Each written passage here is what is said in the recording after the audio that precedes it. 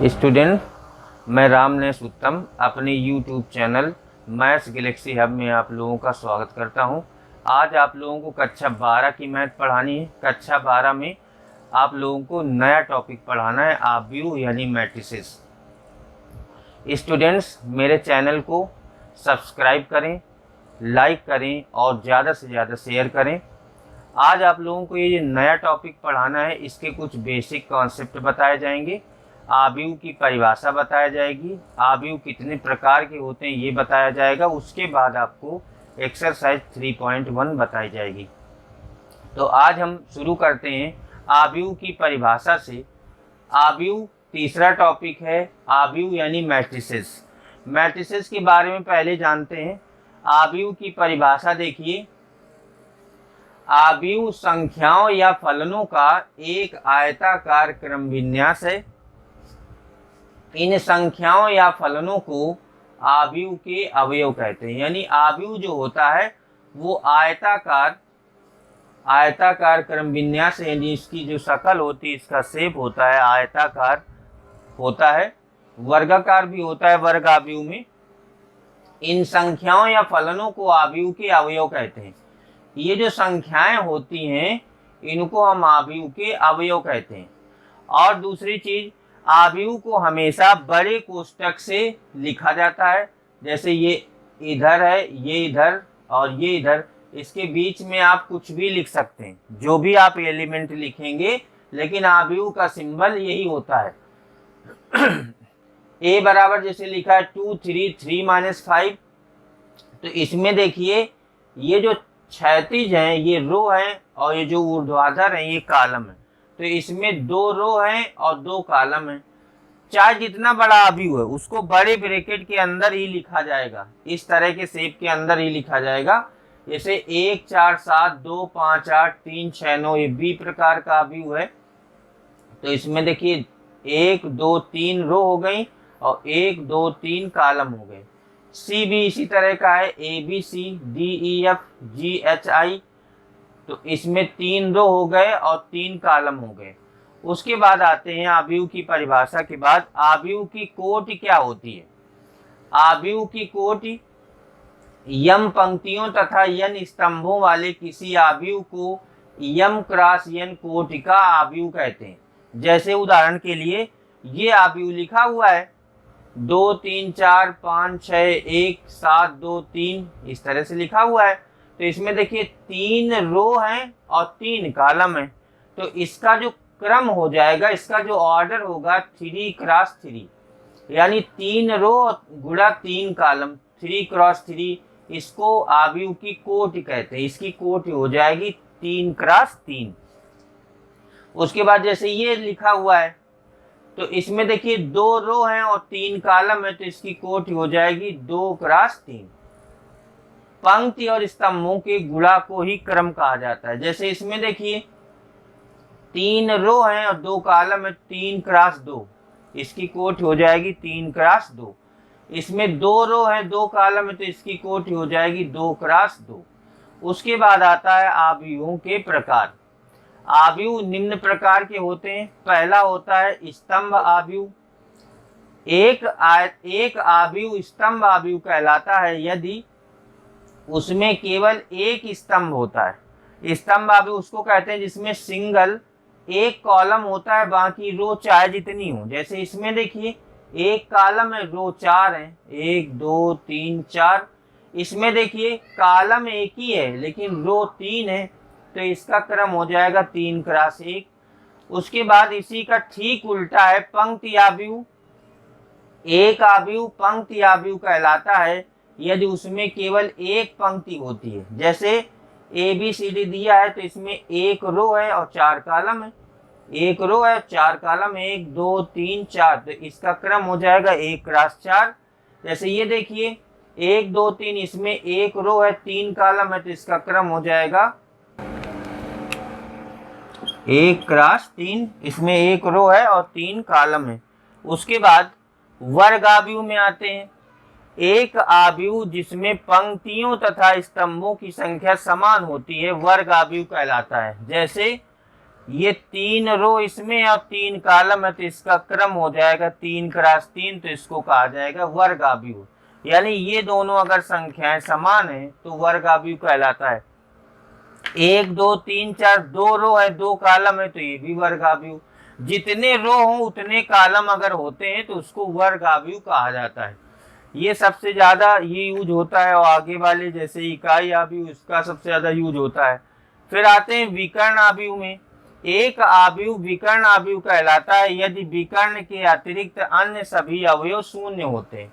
जैसे ये आव्यूह लिखा हुआ है, इसमें विकर्ण में जो अवयव हैं उससे कोई मतलब नहीं, कुछ भी लिखे हो शून्य ना होने चाहिए।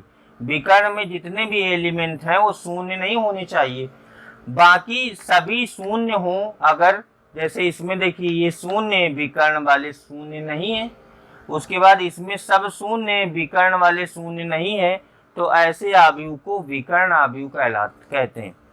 अदिश आव्यूह, एक विकर्ण आव्यूह अदिश आव्यूह कहलाता है यदि इसके विकर्ण के अवयव समान होते हैं। अदिश आव्यूह कहते हैं ये होता विकर्ण आव्यूह जैसा है, लेकिन इसमें बाकी एलिमेंट तो शून्य होते हैं लेकिन विकर्ण वाले एलिमेंट समान होते हैं। जो चीज यहाँ पर लिखी होगी वही यहाँ पर होगी, जितने विकर्ण हैं उसके सबके एलिमेंट समान होते हैं। इकाई आव्यूह, एक वर्ग आव्यूह जिसके विकर्ण के सभी अवयव एक होते हैं तथा शेष अवयव शून्य होते हैं। सभी अवयव एक होते हैं 1 और शेष अवयव 0 होते हैं, ऐसे आव्यूह को इकाई आव्यूह कहते हैं। जैसे 1 0 0 1 ये 2 क्रॉस 2 का इकाई आव्यूह है। ये 1 0 0 0 1 0 0 0 1 ये 3 क्रॉस 3 का इकाई आव्यूह है। इसको आप I2 बोलते हैं, इसको I3 बोलते हैं, इसका सबसे ज्यादा यूज होता है। आगे शून्य आव्यूह, एक आव्यूह शून्य आव्यूह कहलाता है जिसके सभी अवयव शून्य होते हैं। जैसे 0 0 0 0 चाहे 2 क्रॉस 2 का हो चाहे 3 क्रॉस 3 का हो, ये सभी 0 0 होते हैं। एक्सरसाइज 3.1 का पहला सवाल देखिए। यदि a बराबर आपको दिया गया है, ये आव्यूह दिया है, तो इसमें 3 चीज़ें आपसे पूछी जा रही हैं। आव्यूह की कोटि पूछी जा रही है, तो पहला इसका आंसर आव्यूह की कोटि।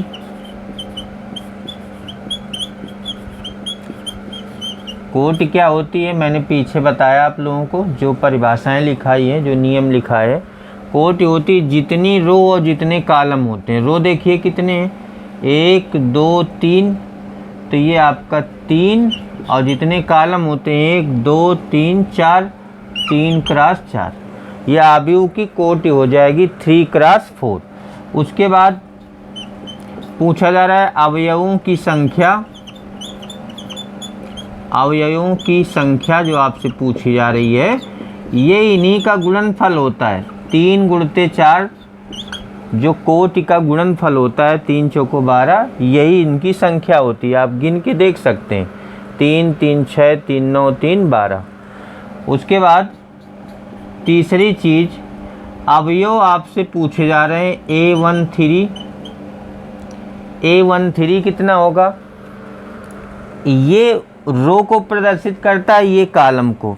A13 कहा जा रहा है, इसका मतलब पहली रो का तीसरा एलिमेंट कितना है, रो 1 हो और कॉलम 3 हो। रो 1 के सामने कॉलम 3 के सामने 19 आ जाएगा। उसके बाद आपसे पूछा जा रहा है A21, दूसरी रो का पहला एलिमेंट, दूसरी रो का पहला एलिमेंट ये 35 हो जाएगा। फिर आपसे पूछा जा रहा है A33, तीसरी रो का तीसरा एलिमेंट, तीसरी रो का तीसरा एलिमेंट -5 हो जाएगा। फिर आपसे पूछा जा रहा है A24, दूसरी रो का चौथा एलिमेंट, दूसरी रो का चौथा एलिमेंट 12 हो जाएगा। फिर A23, दूसरी रो का तीसरा एलिमेंट 5/2 हो जाएगा। एक बार फिर से देख लें, A13 का मतलब पहली रो का तीसरा एलिमेंट, पहली रो का तीसरा एलिमेंट ये है। फिर A21 दूसरी रो का पहला एलिमेंट ये रहा। फिर A33 तीसरी रो का तीसरा एलिमेंट -5 हो गया। दूसरी रो का चौथा एलिमेंट 12 हो गया, दूसरी रो का तीसरा एलिमेंट 5/2 हो गया। इस तरह से आपको एलिमेंट निकालने हैं। दूसरा सवाल देखिए, यदि किसी आव्यूह में 24 अवयव हैं तो इसकी संभव कोटियाँ क्या होंगी। यदि इसमें 13 अवयव हों तो इसकी कोटियाँ क्या होंगी।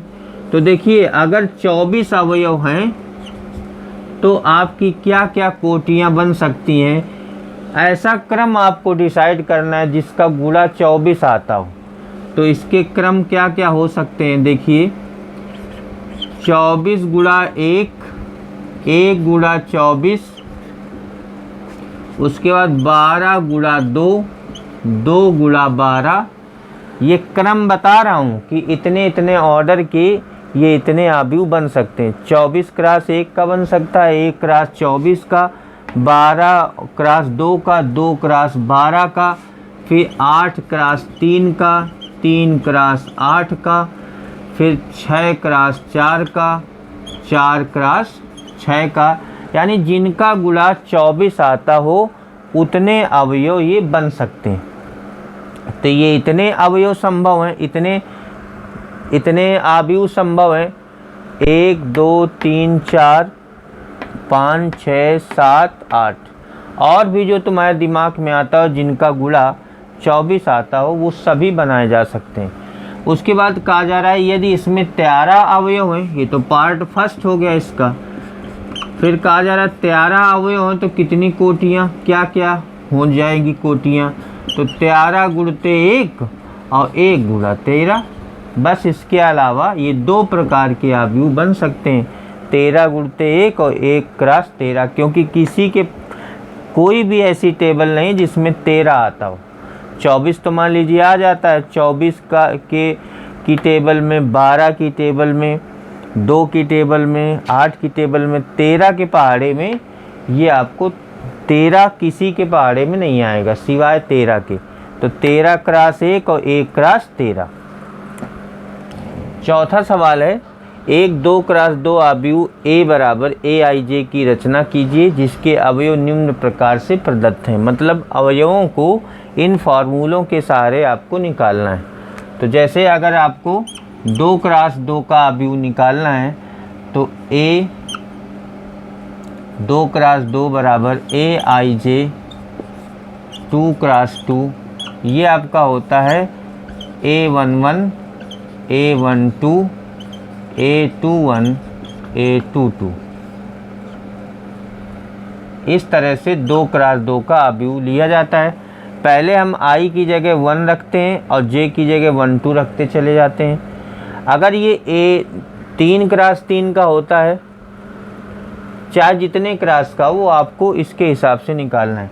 अगर 2 रो और 2 कॉलम है 2 क्रॉस 2 तो I पहले 1 1 लिया जाएगा, J 1 2 लिया जाएगा, फिर अगली वाली रो में I 2 लिया जाएगा और J 1 2 लिया जाएगा। तो इस तरह से जो 2 क्रॉस 2 का होगा वो हो जाएगा A11 A12 A21 A22। अब A11 इससे निकालेंगे, ये जो फार्मूला दिया है फर्स्ट वाले का, AIJ बराबर I प्लस J का होल स्क्वायर अपॉन 2। तो जैसे आपको A11 निकालना है तो I की जगह 1 रख दीजिए, J की जगह 1 इस फार्मूले में रख दीजिए। तो कितना आ जाएगा, 2 का स्क्वायर 4/2, ये आपका 2 हो जाएगा। फिर A12 आपको निकालना है, I की जगह 1 रखना है, J की जगह 2 रखना है, इसका स्क्वायर बटे 2 तो हो जाएगा 9, 3 का स्क्वायर 9/2। फिर आपको A21 निकालना है, I की जगह 2, J की जगह 1 का स्क्वायर बटा 2, ये आ जाएगा 9/2। फिर आपको A22 निकालना है, I की जगह 2 और J की जगह 2 उसका होल स्क्वायर अपॉन 2, 4 आ जाएगा, 4 का स्क्वायर 16/2, 8 आ जाएगा। इस तरह से जो आपका A का मान है वो इसमें रख दिया जाएगा। A का मान है वो इसमें A11 A12 A13 सब का मान रखने के बाद आ जाएगा। A11 आपका 2 है, ये देखिए इसकी जगह पे रख दिया। A12 आपका 9/2 है, A21 भी 9/2 है और A22 आपका 8 है। तो इस तरह से 2 क्रॉस 2 आव्यूह की रचना हो जाएगी। जैसे पहला वाला आपने किया है वैसे ये तीनों आसानी से कर सकते हैं। 5वां सवाल देखिए, एक 3 क्रॉस 4 आव्यूह की रचना कीजिए जिसके अवयव निम्न प्रकार से प्राप्त होते हैं। ये आपको संबंध दिया गया है, आपको 3 क्रॉस 4 के आव्यूह की रचना करनी है। तो A बराबर आ जाएगा 3 रो हो 4 कॉलम हो, तो 3 रो के लिए A11, A12, A13, A21, A22, A23, A31, A32, A33, ये A14 भी हो जाएगा, A24 भी हो जाएगा, A34 भी हो जाएगा, A33 भी हो। आपको ये करना है कि 3 रो हों और 4 कॉलम। रो 3 हों, कॉलम 4 हों, तो रो में जो रो वाला एलिमेंट होगा वो 1 2 3 लिया जाएगा। देखिए यहाँ 1 1 सब जगह लिया गया है, लेकिन जो कॉलम वाला होगा वो 1 2 3 4 सब में। ये रो वाला 2 लिया जाएगा इसमें, और फिर ये 1 2 3 4, ये रो वाला 3 लिया जाएगा, कॉलम वाला 1 2 3 4। तो A11, A12, A13, A14, A21, A22, A23, A24, A31, A32, A33, A34, ये कॉलम इस तरह से आव्यूह बनेगा। अब ये सब एलिमेंट आपको इससे निकलेंगे। A11 अगर आपको निकालना है तो कितना आ जाएगा, 1/2 मॉड ऑफ I की जगह 1 और J की जगह 1, 1/2 मॉड ऑफ -2। और किसी भी ऋणात्मक संख्या का मॉड भी धनात्मक होता है, तो 1/2 × 2 ये आ जाएगा 1 आ जाएगा। उसके बाद A12 निकालना है तो 1/2 I की जगह 1 और J की जगह 2 हो जाएगा। इस तरह से आ जाएगा 1/2 -3 + 2 -1, यानी 1/2 आ जाएगी। ये -1 का मॉड 1 आ जाएगा, तो ये 1/2 आ जाएगा। उसके बाद A13 निकालना है, I की जगह 1 और J की जगह 3, तो ये 0 आ जाएगा। फिर A14 आपको निकालना है, I की जगह 1, I की जगह 1 और J की जगह 4 हो जाएगा, तो 1 आ जाएगा। मॉड ऑफ 1 1 होता है, तो 1/2 आ जाएगा। इस तरह से आपको ये सभी एलिमेंट निकाल लेने हैं। जैसे A21 आपको निकालना है, जब A21 निकालेंगे तो I की जगह 2, J की जगह 1 रखेंगे, I की जगह 2 और J की जगह 1 लिखेंगे, तो 1/2 मॉड ऑफ -6 + 1, यह आ जाएगा 1/2 मॉड ऑफ -5। तो मॉड माइनस का मॉड भी पॉजिटिव होता है, A21 आ जाएगा। इसी तरह तीसरी वाली लाइन निकालेंगे तो A31 जैसे आपको निकालना है, तो I की जगह 3 रखेंगे और J की जगह 1 रखेंगे। 1/2 -9 + 1, 1/2 मॉड ऑफ -8, -8 का भी मॉड +8 होता है, तो ये आ जाएगा 4। इस तरह से जितना भी आपको दिया है, A12 कहता है तो I की जगह, जैसे A32 कहता है तो I की जगह 3, J की जगह 2, इसके हिसाब से आपको रख देना है, सॉल्व कर लेना है। फिर ये जो सब मान आ जाते हैं इसको आपको फाइनली इसमें रख देना, तो ये आपका A बराबर आ जाएगा। जैसे ये आया है 1, इसका मान आया ये A11, ये -1 आया है आपका, ये प्लस का 1 आया, सॉरी प्लस का 1 आया है, फिर 1/2 आया है, फिर 0 आया है, फिर 1/2 आया है। इस तरह से आप सभी वैल्यू यहाँ पर निकाल के रख देंगे तो A का आंसर आ जाएगा, आव्यूह आ जाएगा। 6 नंबर देखिए, निम्नलिखित से x y z के मान आपको ज्ञात करने हैं। तो सीधे आपको पहले नंबर पर देखिए तुलना कर देनी है।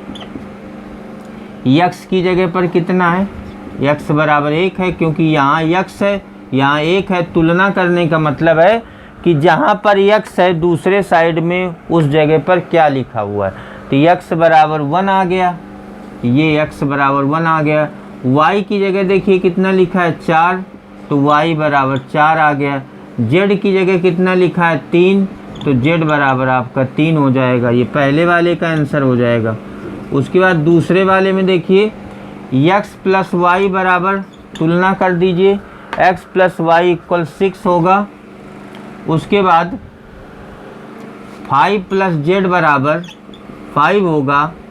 उसके बाद x y बराबर 8 होगा। तुलना कर दी जाए जिनमें x और y दिया है, ये इसके बराबर, ये इसके बराबर, ये इसके बराबर। तो देखिए z यहाँ से कितना आ जाएगा, z 0 आ जाएगा, z 0 आ जाएगा। उसके बाद x और y का मान यहाँ से निकाल लेंगे, x और y का मान, y का मान निकाल लीजिए।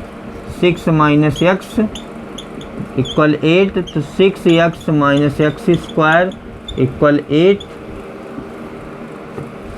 तो x square minus 6x plus 8 बराबर 0, x square minus 4x minus 2x plus 8 equal 0। इसके फैक्टर कर लेंगे, x minus 2 x minus 4 equal 0, तो x बराबर 2 और x बराबर 4। जब x बराबर 2 आएगा तो y बराबर 4 आएगा, जब x बराबर 4 आएगा तो y बराबर 2 आएगा। ये सब मान आपको निकालने थे। तीसरे वाले में देख लीजिए, ये चीज़ इसके बराबर हो जाएगी, तो x plus Y plus Z equal 9 हो जाएगा, x प्लस जेड इक्वल 5 हो जाएगा और y प्लस जेड इक्वल 7 हो जाएगा। अब जैसे आपको x प्लस जेड का मान इसमें रख दिया, x प्लस जेड की जगह, या y प्लस जेड की जगह 7 रख दिया, तो यहाँ से क्या आया, y प्लस जेड की जगह इस समीकरण में 7 है, तो इसकी जगह 7 रख दिया, तो x प्लस 7 बराबर 9, तो x बराबर 2 आ जाएगा। फिर इसमें हमने रख दिया x प्लस जेड की जगह,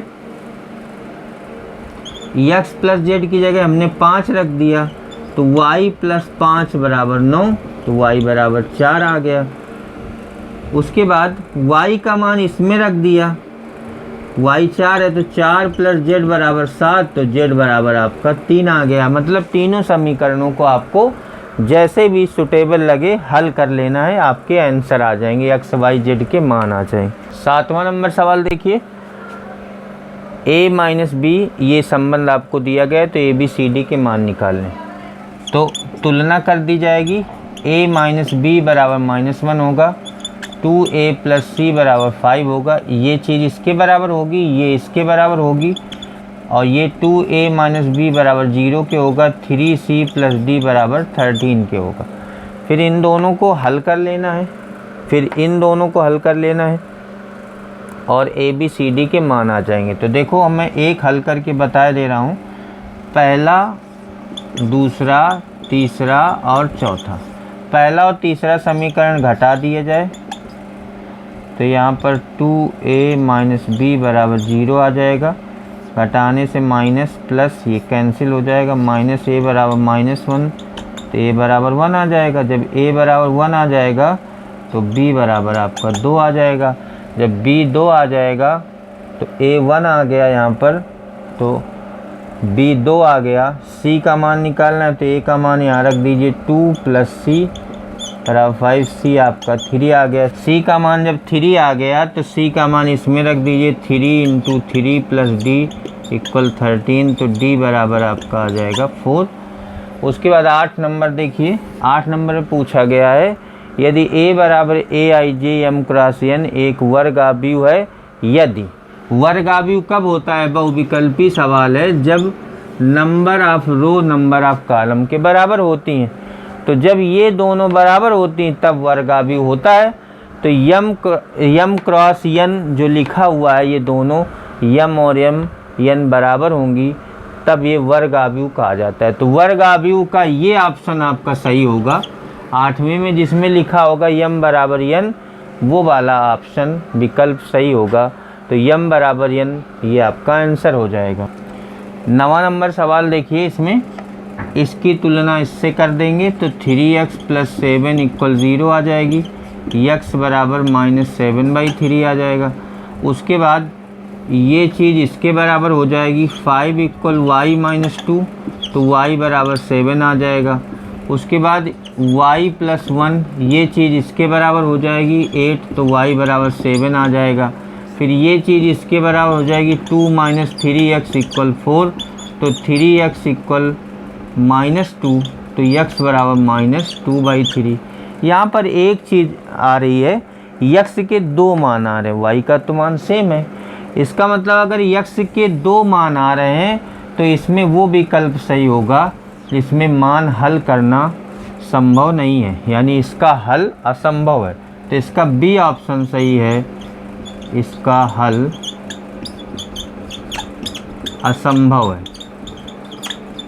असंभव इसलिए है क्योंकि 2 x के मान आ रहे हैं, इसलिए असंभव है।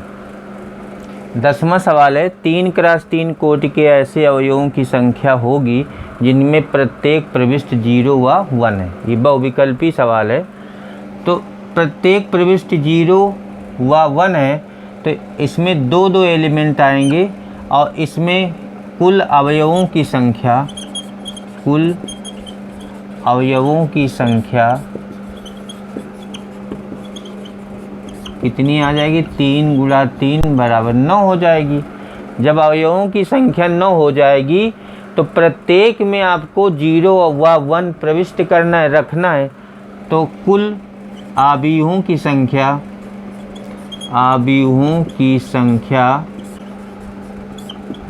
2 अंक हैं, तो ऐसे 2 अंक 9 बार गुणा में हो जाएंगे।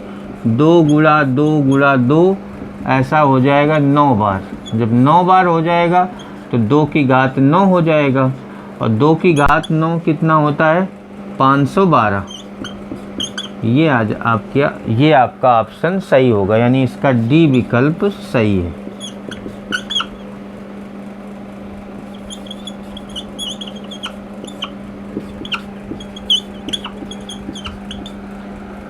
ये एक्सरसाइज 3.1 यहीं पर समाप्त होती है, साथ ही आज की क्लास भी यहीं पर समाप्त होती है। Thank you.